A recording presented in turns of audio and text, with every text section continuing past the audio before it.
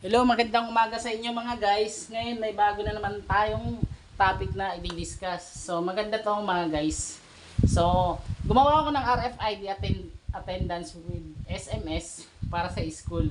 So ang purpose ko dito para matrack ng mga parent or guardian nila yung kanilang estudyante kung pumapasok ba talaga sa school. So eto guys, once na nag-tap yung isang estudyante ng kanilang RFID card, sa RFID reader, so pag-tap nila nun, para sa time in, so makaka-receive yung kanilang guardian ng text. So sasabay doon sa pag-time in nila at time out, hindi lang time in. So pati sa time out. So tara guys, so mayroon akong guys na limang RFID card na naka-register. Halimbawa, ito yung app ay limang estudyante na ni-register na ni admin. So ito lang yung pwedeng makapag time in time out. So marami pa naman ako diyang backup. So tetestin natin. So ngayon guys, itetest natin. So inano ko lang guys, ginamit kong number para sa guardian nila is yung number lang ni Mrs. isa. Kasi trinay ko kasi ginamit yung number ko dito.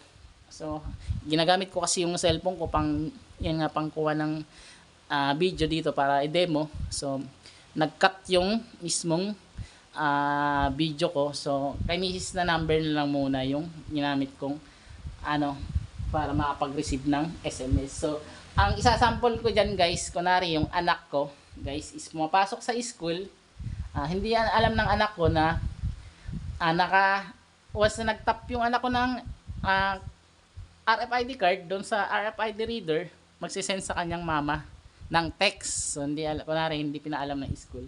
So para malaman ng mama niya na kung mapasok pa talaga yung anak namin. So yun. So tara guys, kung napapansin nyo guys, dyan is wala pang nag time in. So at time out na isang estudyante.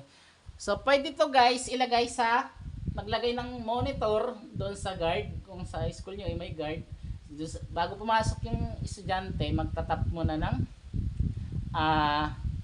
RFID card. Pwede maglagay doon sa likod ng ID, or mayroon naman na bibili na parang maliit lang na RFID. So pwede siya naman sa Shopee, tingin-tingin nyo or Lazada.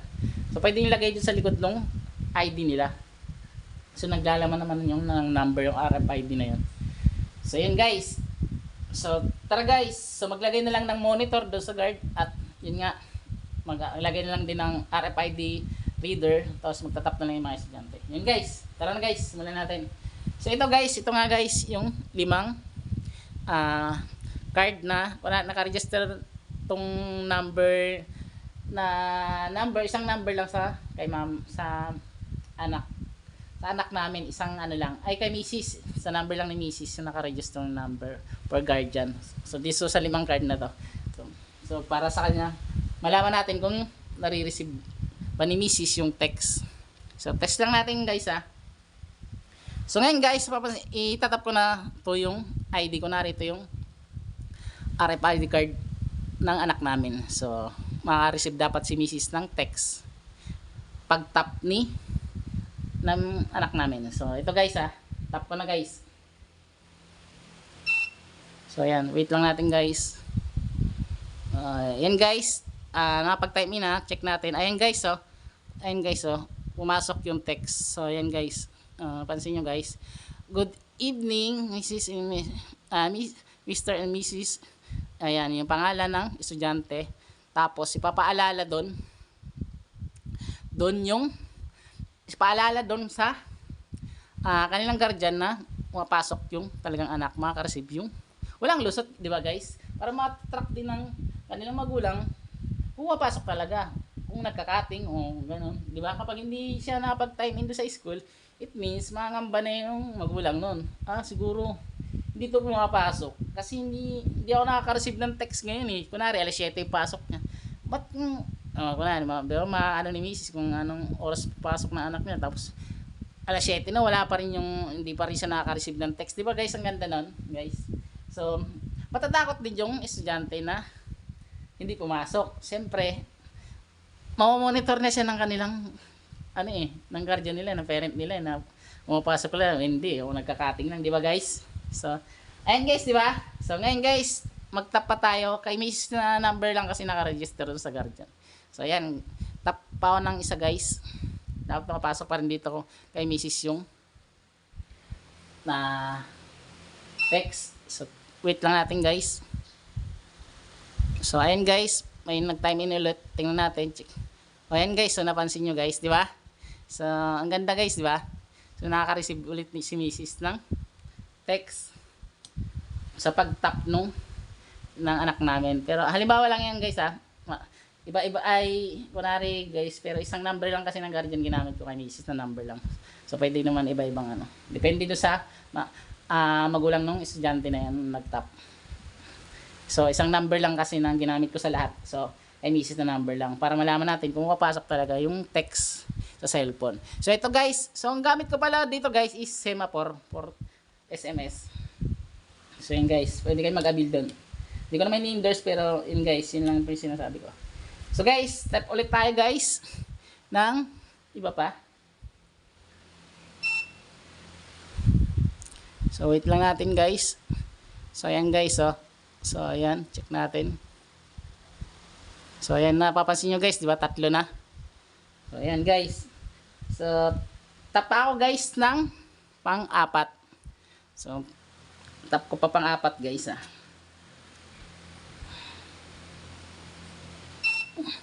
So wait natin guys kung magpapasok ulit.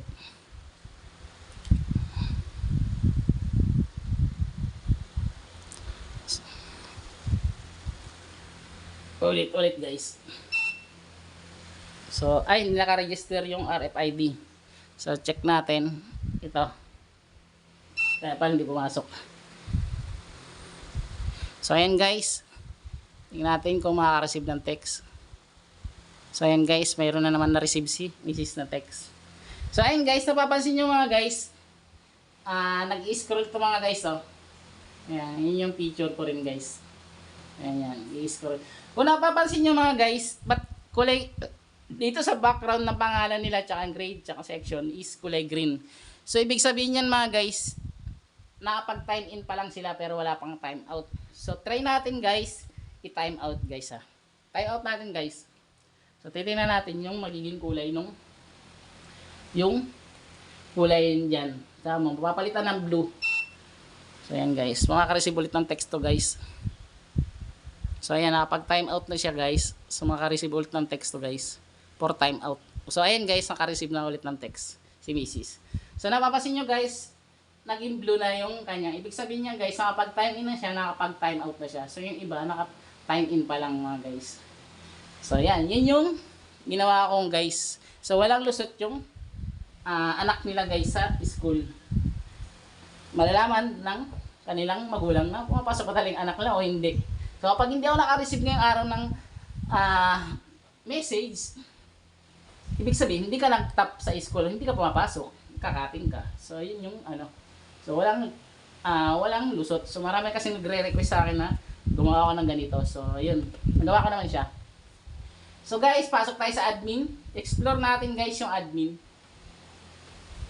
1, 2, 3, 4, 5, 6, 7, 8. So ayun guys, natin. So ito yung guys yung aking dashboard for admin. So meron siyang student, count ng student 5, teacher 3, attendance, yan, tapos announcement. So ayan guys. So napapansin nyo, ayan guys. So dito guys, sa money student, mayroon naman siyang, ito yung kaninang student na inano natin.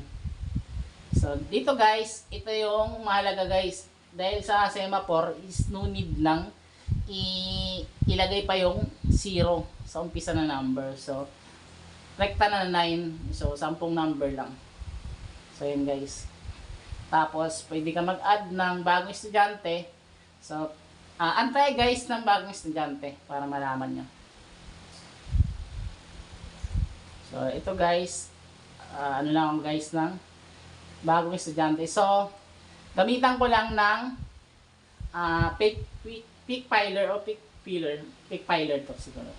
Ang ano nito, tawag. So yan. So anin ko lang ng e-stud 0, 20, yan, ganyan. Tapos dito guys, hindi na kailangan i-type guys. I-scan ko na lang yung ID guys. Ay, i-scan ko na itong RFID. Hindi ko na i-type yung number na laman nitong RFID card na to. So yan. Wait lang guys ha. Medyo naglalagla guys. So ay guys, ay may scan. Wait lang guys. So ay niya may scan guys. So ito pwede mo siyang i-type kung ayaw nang ma-scan eh. So 2 3 2 4 0 0 19. So ayan guys. Yan yung i-register natin guys. Tapos natin ng ganyan. Tapos dito yung number ng estudyante, halimbawa lang to na number So dami number lang to, 2 4 6 8 10. So dito naman guys, dami ay hindi, ito na guys yung number ng mismong parent. So required lang na wala lang 9 na start. 2 4 6 8. So yun yung kasi yung ano namin sa Pilipinas. So dito class teacher niya is pwede ko palitan ng ibang teachers. So save ko lang. Yung RFID daw is 10. So hindi siya kasi nag-i-scan. So ayan guys, nag-scan na guys. Nagloko kasi kanina yung ano eh. So ayan guys, save ko na guys. Oops, teke na pala to. Sorry guys. So malalaman dito kung teke na yung RFID. So palitan natin guys. Ngayon kasi may scan. Ay may scan ng ano eh, ibang RFID. So hindi yata compatible to. So hindi compatible yung ibang RFID guys. So hanap na ng RFID na compatible. Wala na ata akong ibang RFID. So hanap lang ako guys ng ibang RFID na pwede pa. So, hindi compatible yung ibang RFID. So ayaw mag-scan guys. So hindi siya nag-i-scan. Hindi siya nag-i-scan doon sa ano. So type lang natin 292985876. Yan, ano ko lang, save ko lang. So check na natin. So ayan guys, nag-add na guys. So ayan na guys, na-add ko na siya guys. So ayan guys, pwede namang edit guys. Na-edit naman siya guys. Yan. So ayan, ayan guys, na-edit. So hindi ko na-edit guys, pakita ko lang. Yun yung na-edit siya. Tapos mayroon din siyang delete. So hindi ko na i-delete. So explore ko lang. Dito naman guys, sa attendance, punta tayo dito sa attendance, explore lang natin. So ito naman guys, yung naka-all to guys. Ito yung mga estudyante na nag-attendance. So mayroon siyang student name, student number, RFID number ng student. So time in niya, time out, tapos yung time duration nung pinasok niya doon sa school. So malalaman natin, ayun mga pansin mo, may 3 oras siya pinasok sa school. So ano ko lang yan, ginawa ko lang yan na parang track lang talaga kung ilang oras siya pumasok doon sa school. So yun. So dito guys, so yun siyang manage grade level. So pwede ka mag-add ng new grade level. So kunwari ayan is grade. Halimbawa is grade sabi natin mayroon natin grade 8. So ayan may grade, ayan grade 8. So guys, nagay ko lang grade 8 eh. May grade 8 eh. So ayan guys. Tapos dito guys, mayroon siyang manage section. So ayan, mayroon din siya. Pwede ka mag-add din ng panibagong section. So halimbawa yung grade 8, tapos section natin, section add tayo ng bagong section. Hindi ko na guys i-delete manari, section 6. So then demo ko lang yung mga add. So hindi ko na edit delete guys So mayroon naman yung edit, pwede mo edit, pero hindi ko na lang edit guys, saka delete para mabilis tayo guys. So sa teacher guys, dito naman guys, so ito yung teacher na to, parang ito yung pinaka advisor muna nila. Ito guys. So ayan. Pwede ka dito guys, pag nag-add ka ng bagong teacher guys, so automatic so double insert to mga guys. Mag-insert dito sa teacher, magkakaroon din siya dito ng dito sa administrator, magkakaroon din siya ng account. So double insert siya guys. I-insert siya sa teacher, mag-insert din siya dito ng sarili niyang account. So pwede rin direct dito, pero mas maganda doon sa teacher, yung admin na mag-create doon sa teacher na yon ng account para makapasok siya sa dashboard ng teacher lang. So papakita ko mamaya guys yung dashboard ng teacher. So dito naman guys sa user log, dito guys sa user log na to guys, so dito malalaman kung sino yung login tsaka log out na user dito. So wala login yung admin, masisave dito kung sino yung admin na yun yung naglogin. So sino yung teacher na yun na nag-login din. So yan guys. At nag-log out. So dito guys sa report, sa manage report guys. So dito guys, pwede natin search yung report. Maraming ano na yata ngayon 17 yung natin. So tingnan natin 17. 16 yata pwede na natin. Click natin guys sa report. So ayan natin. So ito guys, gumamit ako dito guys ng DOM PDF. So ito guys is naka Laravel 10 pa rin ako dito guys Tapos yung ginamit ko dito pang print is DOM PDF. So ayan, click lang natin itong print PDF. So wait lang natin guys. Ayan, nag-download siya guys. So click lang natin. So ayan guys. Depende yan. Ito kasi 4 gig lang yung RAM ng aking laptop kaya mabagal. So ito guys, mayroon na siyang report, 'di ba? Yung admin. So ganun lang kadali guys, 'di ba? Mayroon lang siya, i-search lang niya yung yung date. Anong date kunari, date ngayon, buong araw ngayon, search lang niya, yung pwede niya i-print. Pwede niya rin kung monthly, yearly, 'di ba? So yun, mayroon siyang report. So dito yan guys. So yan guys. Pinakita ko na sa inyo yung ating ginawa. So ayan guys. So log out ko na guys. Mayroon din siyang change password. So ayan. Chat nyo lang kung interested kayo dito kung gusto niyo gamitin sa school. Maganda to guys. So ito pasok naman tayo guys do sa dashboard ng teacher. Pasok tayo guys. Tignan natin yung sa teacher na dashboard. So admin tsaka teacher lang ang may dashboard muna guys. So dito, kunwari yung advisor na yon, nakikita lang na yung kanyang mga estudyante na hawak. So ayan, dalawa lang estudyante nung hawak ng advisor na to. So dito naman sa today attendance, yan ganyan. Yan, so dalawa lang yung kanyang estudyante na nag time in time out ngayong araw.